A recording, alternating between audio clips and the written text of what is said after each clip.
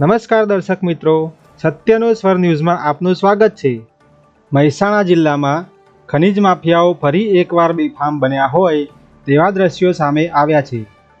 મહેસાણાના કડી તાલુકાના ડાંગરવા ઘુમાસણ રોડ ઉપર રાત્રિના સમયે મોટા પાયે માટી ચોરીનું કૌભાંડ ચાલતું હોવાનું પ્રકાશમાં આવ્યું છે।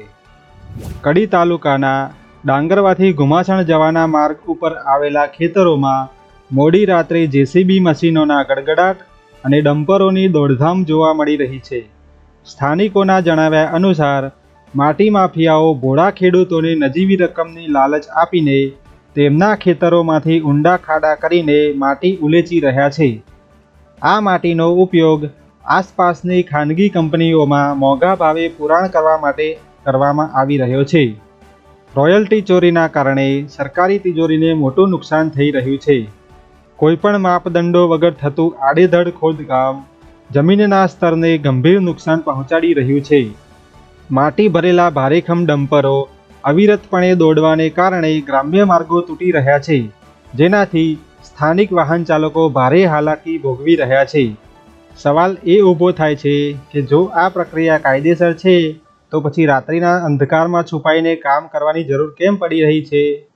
આ ગેરકાયદેસર પ્રવૃત્તિને લઈને સ્થાનિકોમાં ભારે રોષ જોવા મળી રહ્યો છે અને તેઓ સીધા સવાલો કરી રહ્યા છે।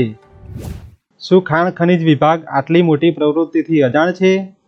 શું તંત્રના આશીર્વાદથી જ આ માટી ચોરીનો ખેલ ખેલાઈ રહ્યો છે?